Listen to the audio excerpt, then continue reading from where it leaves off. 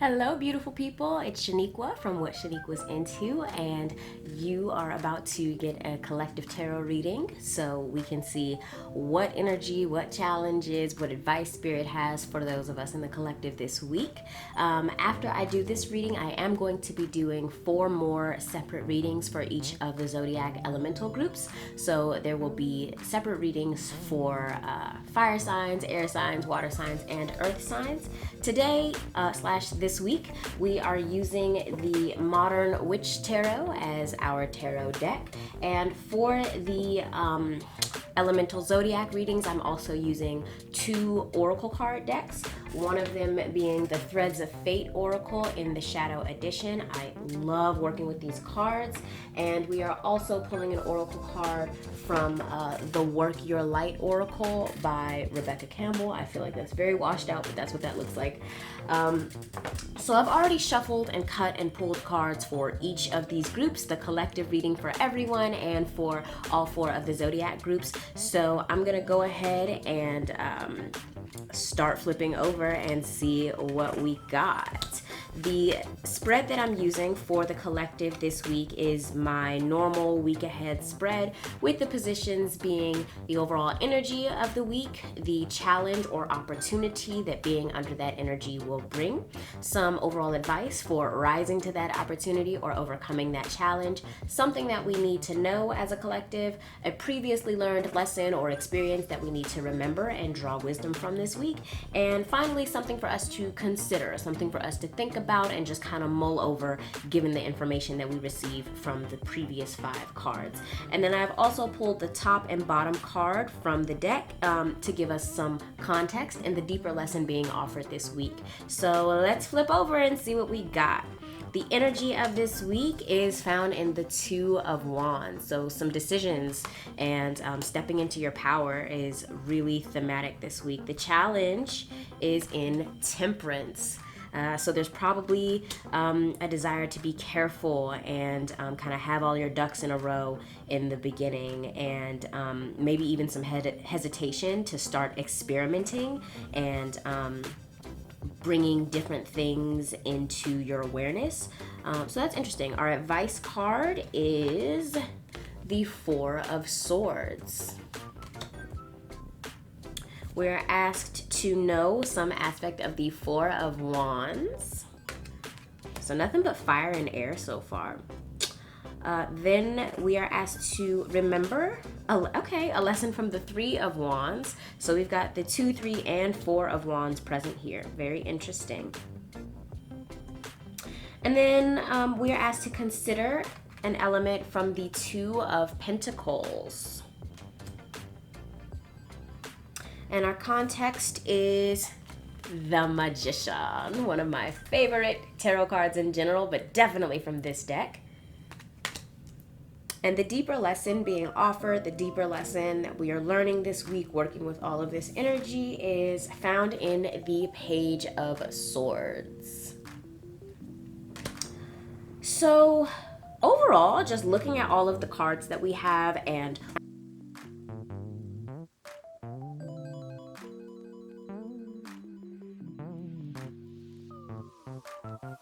deciding almost like a collective identity or what direction we want to go in as a society, and the individuals making up the collective are each going to have to kind of square off with how they contribute to the overall energy of their home, the overall energy of their neighborhood, their city, their state.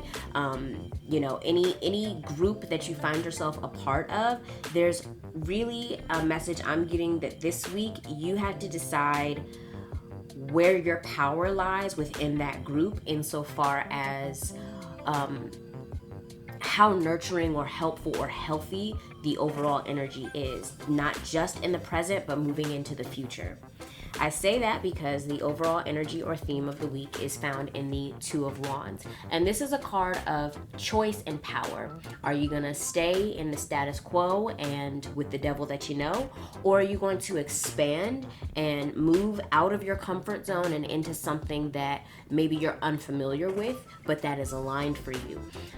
It's a choice that has to be made from a place of empowerment, of confidence, of curiosity as well. And everyone doesn't necessarily embody those things easily or all the time. So it's a question of knowing your strengths and deciding where you want to use them, with the understanding that it's not just you being affected. As a member of a community, of a collective, of a society, every decision that we make has a ripple effect. And so there's just that awareness that we're all operating under this week.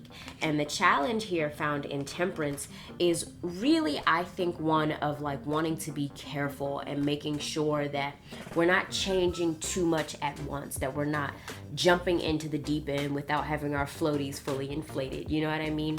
Temperance is an indication of experimenting and sort of integrating multiple facets of your psyche or your external world, but it's like making little incremental changes one at a time to see how they affect the overall project or situation that you're working on, and only making more changes once you've gotten that feedback. So it's very careful. But if you notice on the card, there's an angel, and that I know it's sort of an overtly religious symbol, but it symbolizes the presence of the divine, the presence of conscious entities that live and exist on a higher vibrational level than we do as humans, that have the power to influence the situations that we are in, especially with regard to timing. I think the Latin root of temperance is temporal, which means time, having to do with time. So this is a card of blessings and divine timings with regard to uncertain situations that you have to sort of experiment and play with and sort of carefully analyze the feedback that you're getting. So it's both a blessing and a challenge, because there's work involved, especially like a lot of intellectual work. If I'm not mistaken, Temperance is actually also the card of Sagittarius in the zodiac, and the phrase for Sagittarius is I aim. That is a mindset that thinks very big picture and long term, and has very high, lofty, often altruistic goals. So as a collective, that's why I say I just really feel like we're in a time that spirit is sort of watching what direction we want to take ourselves in. And as someone watching this video, a conscious individual who knows you're a part of that collective, it behooves you to rise to that occasion if possible.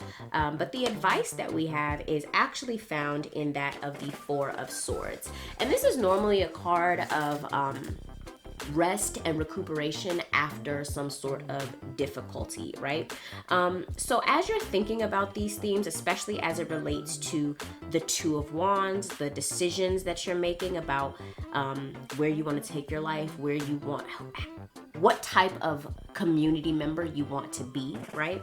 The Four of Swords is normally asking that, or I should say advising, since this is our advice card, it's normally advising that you sort of slow down and give yourself back energy that you've lost. If you actually see what's on the card, there's a woman laying in bed. So it's almost like she's asleep, but her hand is like up on her forehead, like she's thinking about something, or she's like tired, or possibly even sad or stressed, right? So as advice, I feel like this is saying, think about the themes that we've talked about thus far, but be very careful before you start taking actual action, because the Two of Wands is much more about planning and organizing than it is about actually going out and doing something. This is sort of getting your ideas and your ducks in a row so that you can act, but only once you've made sure that your energy is in alignment to do so. We're asked to remember that when foundations are healthy, accomplishment is made a lot easier, and once you have accomplished something, celebration is in order, okay? The Four of Wands is really, I see it as a celebration of an interim accomplishment, but it also represents like almost something initial, the first leg of a journey almost. And as what we're asked to know, I feel like, especially with it being right up underneath of that Two of Wands, I feel like when we make a decision about what kind of community member you want to be, from a place of having a rested mind that is not battling turmoil, then success is basically assured. It's saying that when you make a decision from a place of altruism, understanding that you are part of a collective, part of a community, and not out of stress or fear, what you do is you sort of bring that accomplishment, you bring that time of celebration into the collective groups that you're a part of. So that to me is just like a good omen that this week many of us are probably going to come upon ideas or really finalize a set of plans that are going to have really uplifting effects and bring a lot of happiness to the people immediately connected to us, which is then just going to ripple out even further. What we're asked to remember is in the Three of Wands, and it's so funny seeing this card here because when I first started reading tarot, I had a very difficult time understanding the difference between the Two and Three of Wands. But remember how I was saying the Two of Wands is more about organizing, planning, and deciding and making a choice from a place of empowerment. Once you've graduated from that into the Three of Wands, this is the launching, the setting off energy, the initiation of something long term, right? And so as what we are asked to remember, I just feel like this is saying, remember that planning and doing are two different things. Planning is doing, but it's preparation, it's before the actual thing starts, right? So I just feel like this is saying very simply, remember that even as you take the time to rest your mind and get rejuvenated and make very important decisions about where and how you are going to work within your best personal power to be a good community member, it's just saying, remember that once all of that is done, then the work begins and you're actually making changes to your behavior or upgrades to your behavior, how you interact with people, what spaces you put yourself in, and what social contracts you are a part of still. Because with the launching card, with the Three of Wands, there could be other people involved in the projects that are being set off, that are being initiated. So you also want to think about who you are integrating into your plans as well. Because again, we're thinking about those ripple effects and we're thinking about shifting into a place of like more consciousness about how you affect the environment and people around you, and more responsibility for that. And then we're asked to consider what is actually important right now and what resources do I need to actually accomplish these goals. Two of Pentacles is about understanding what is top priority and what comes after that. Now, we've been sort of conditioned to feel like top priority gets all of the attention and there's nothing left for second, third, fourth, etc. And that is not what I would recommend. I do not consider that a healthy perspective. This is a card of counterbalance, not perfect balance, okay? You can almost think of this like she's juggling. So just because this priority is at the top right now does not mean it's going to remain so. So as what we are considering, it's just asking what needs to shift, what needs more focus, what needs more attention, and what have you already put the energy, time, and attention and focus into enough that if it moves into this second or third position or whatever, it can still be maintained while you give more focus and attention up here. So do you need to start eating healthier? Do you need to be making more conscious decisions about what you're putting into your body? Do you need to be more careful with your time? Are you staying up too late? Are you oversleeping? Are you undersleeping? What are you doing with your money? How are you balancing the resources around you? Time, health, money, home, all of those are resources. So when you think about what decisions you are making from an empowered, mentally rested place this week, also ask yourself what shift needs to happen in order to actually support those goals. I feel like that's a really good collective reading. Now we can move into the context and deeper lesson offered. So contextually speaking, all of those 6 main cards are coming, I shouldn't say coming, they have to do with our ability to manifest. And manifesting from a place of understanding that the micro mirrors the macro and the outer mirrors the inner, okay? So going back to what I was saying about we are all individuals, but we're also all members of a community. This is an opportunity this week to ask yourself, what dominant vibration am I maintaining within my spirit, and how is that affecting my life and therefore the lives of any and everyone that I come in contact with? The Magician is a very, very, very powerful card. Okay, it is a card of action, and the Magician has the power of all 4 suits of the tarot. If you look at that hand pose that the Magician is doing, it's representing as above, so below. So if you think about the overall collective state of our society right now, what dominant vibrations have we been maintaining for time immemorial, and how can you as an individual start to shift that just by shifting your thoughts, shifting the images that you see in your head, shifting what you're fueling your body with, by just shifting what is important. How can you shift what is important to you as an individual in order to help the collective manifest a better now and future? I know that seems kind of like heavy, but that's like what I'm picking up here. And the deeper lesson offered really is found in words, in your thoughts and the language that you speak, because the Page of Swords obviously comes from the sword suit, which is all about intellect and communication and analysis. And all the pages are earth. Earth is what? The slowest to change, the most grounded, stable element, and air is one of the fastest. So this card kind of automatically represents tension between what is and what you think.